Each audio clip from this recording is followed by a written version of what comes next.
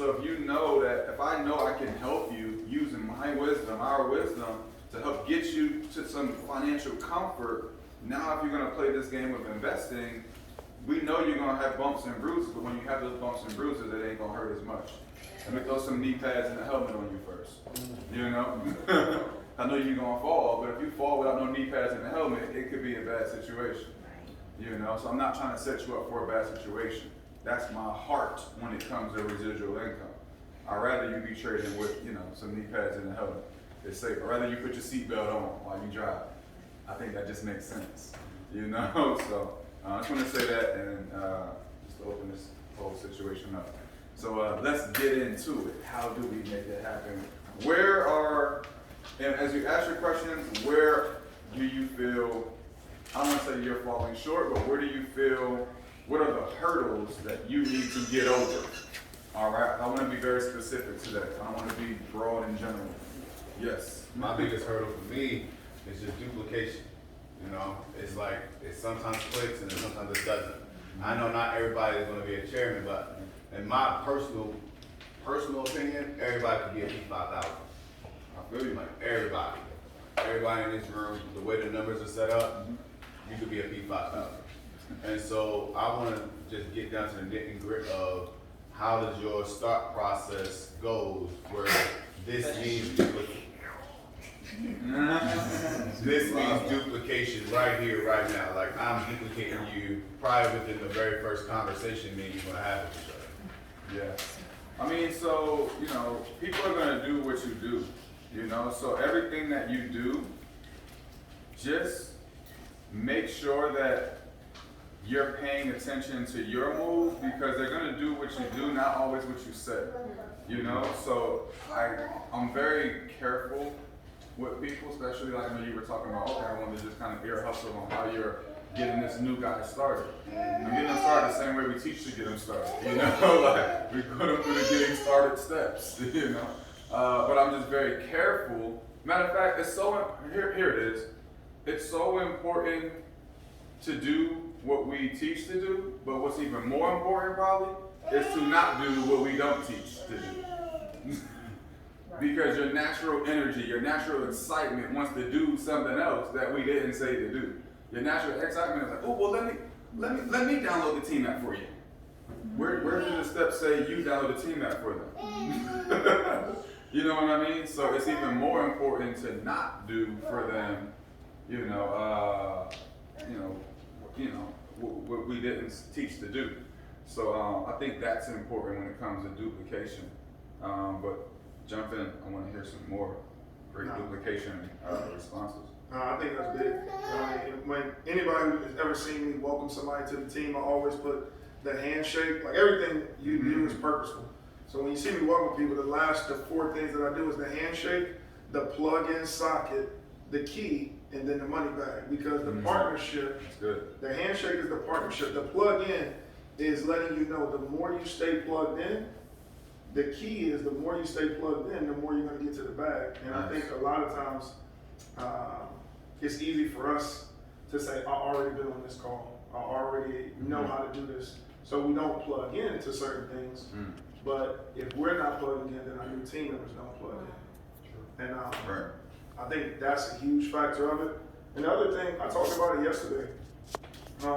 When I went up in front with Dr. Jewell, it's just you're the leaders.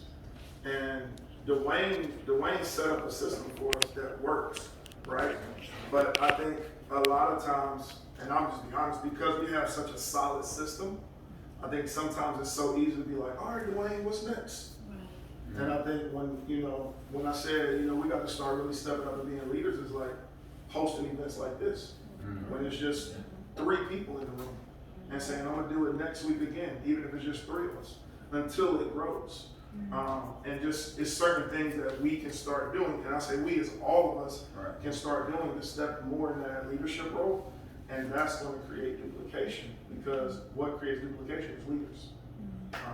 So just being consistent and staying plugged in is big for me. That's good. Anything you said about duplication? Basically, it's just the same thing, duplication and consistency is more than anything. I mean, trying to create your own will, I think, is where people bump their heads a lot. in this business. It's already a system in place, and you're like, oh, well, I'm just come over here and do something else, you know? Just follow the system and be consistent at it, even when, like, you know, Tony said, you know, people are not showing up. Like, people see, oh, you're chairman, but they don't know the obstacles that we had to hop over to be chairman. They just see the glory, they just see the money. They don't see the obstacles. They don't see when we have a call and it's only 7 people on there, even though we're making $10,000 a month. They don't see the call where it's just members on the call and there's no guests, right? All you see is, oh, they made $10,000 a month, awesome. So just stay consistent and follow the system, and yeah, you'll be chairman 25. You just gotta be consistent at it. No matter how long it takes, it's gonna happen. So that's just, you know, my advice is the same thing, duplication and consistency. That's the work here. It's so, our job here is so simple that we overcomplicate it a lot. We try to make it more than what it really is. It's like, oh my gosh, how I get the chairman? Show the information. That's it. It's not about all the other stuff and all the other fluff that everyone tries to make it to be. It's really not. It's really simple. But since it's so simple, you make it harder than what it is. Can I make a comment? And y'all check me if I'm wrong, but you started this question by saying not everybody can be chair, you know, but they can at least be like that. That is the beginning of it being wrong, in my opinion. Where Randy was talking yesterday, and he was like, basically, great, I got 30 people. If you got 5 chairmen in the group, you know, so it don't matter. So don't even put that notion on them that maybe they can't do it. Maybe they don't realize it yet, right?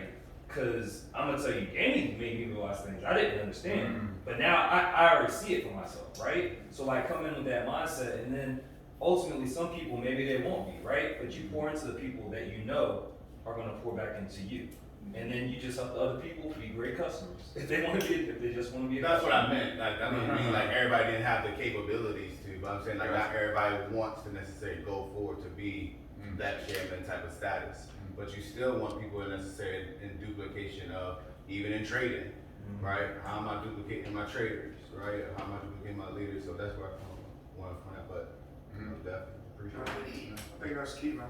I think it's easy for us to fall too, and I'll just be honest.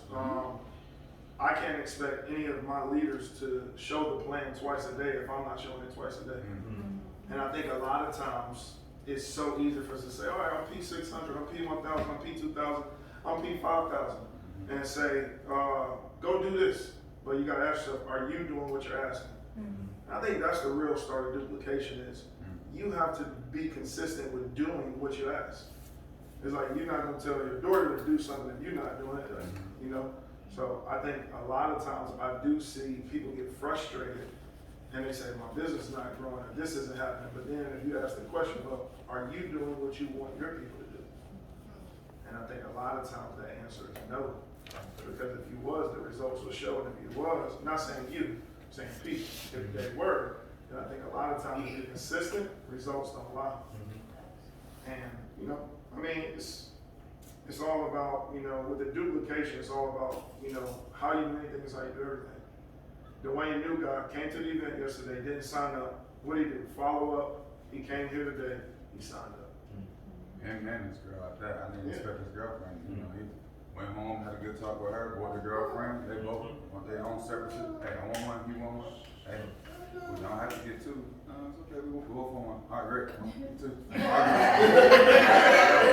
ain't gonna argue with you. Great.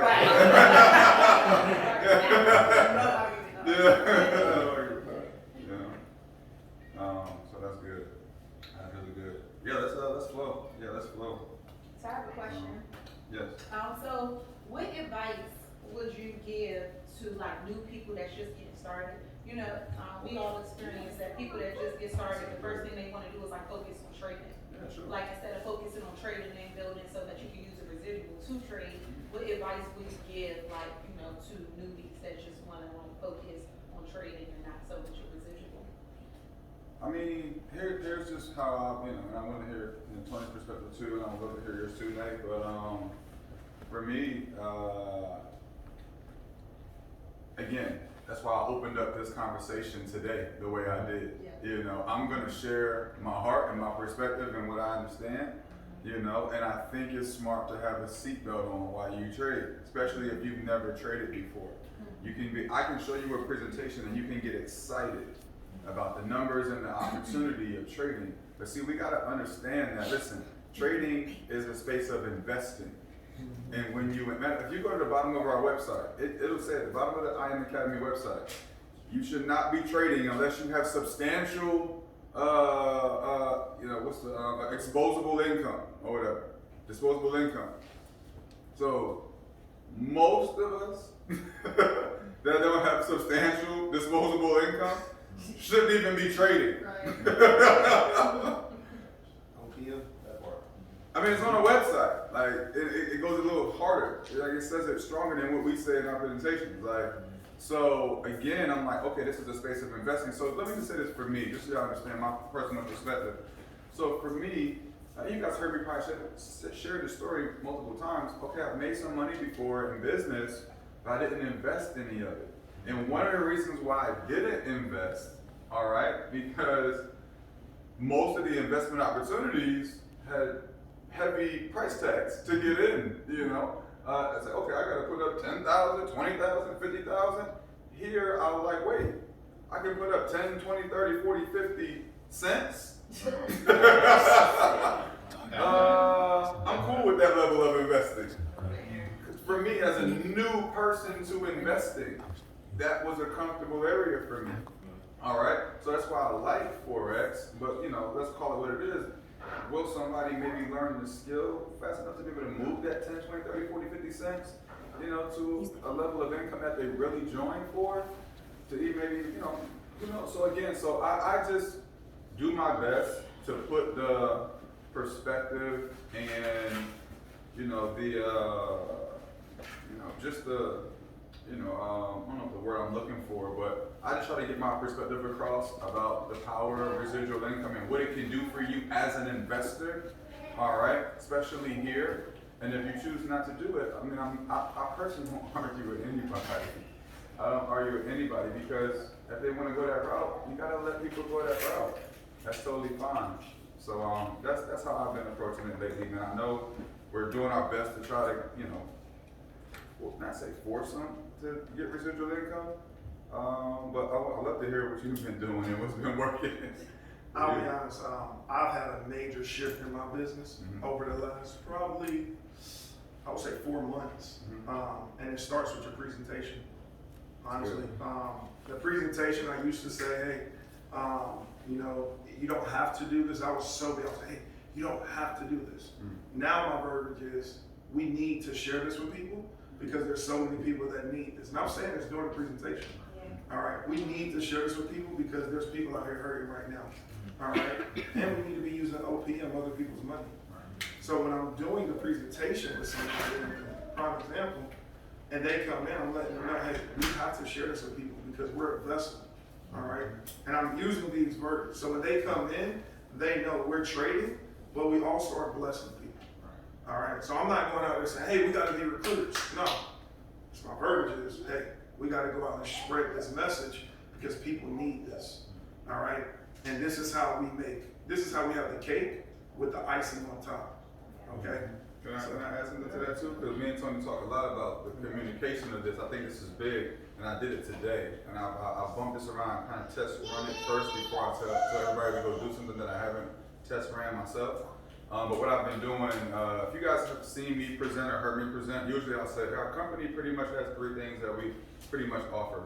We offer, an academy, all right, where you can, learn, go through the academy. We have Go Live, where you can go live.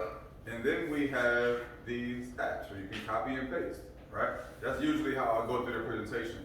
Recently, and you guys may like it, if you like it, you can test it out now. I'm still in test mode, but I like it. It works. I flipped it, and it worked today. I flipped it. And what I've been doing is I'll really put the respect of Forex trading in the beginning. Yes. When you say you flipped it, Here we go. So I flipped it, and we all know that learning how to be a successful, consistently successful, profitable Forex trader, that's not an overnight thing. So what I've done is I've put more emphasis on This is a skill set that's up there with being a doctor. This is a skill set that's up there with being a lawyer. You don't join law school and be Johnny Cochran next week.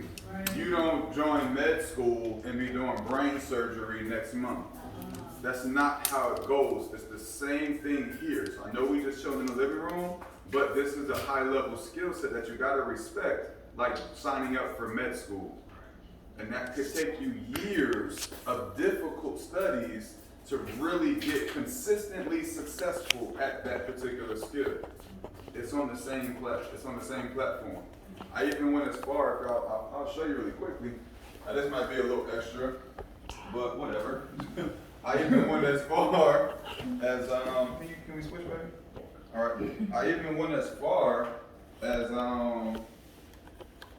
putting a little visual up there just to make that parallel, because sometimes you gotta talk people's language, right? Sometimes you gotta talk a language that they can recognize. So I just threw up real fast, I threw up some of the 10 highest paying, careers. Number 1 is a doctor. They make 190, right? Number 2 is a pharmacy manager, 144. Number 3, a dentist. Basically 6-figure incomes, basically. 6 figures, slightly over, 6 figures, right? But to be a doctor, we're talking, undergrad, grad school, med school, all these difficult studies, right?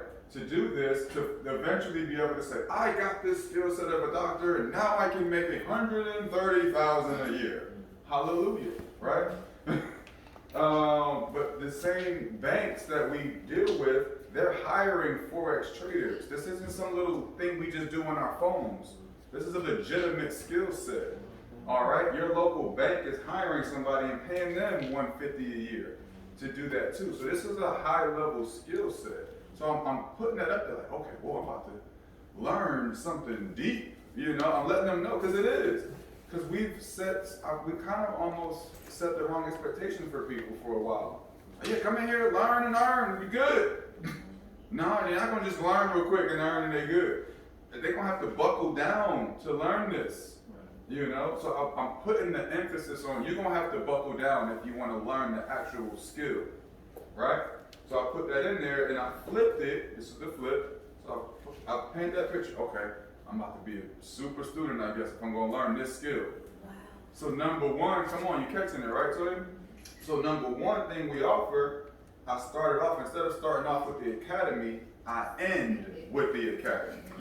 So I start off saying, so listen, so with the beauty of I Am Academy is that they take people who already learned the skill.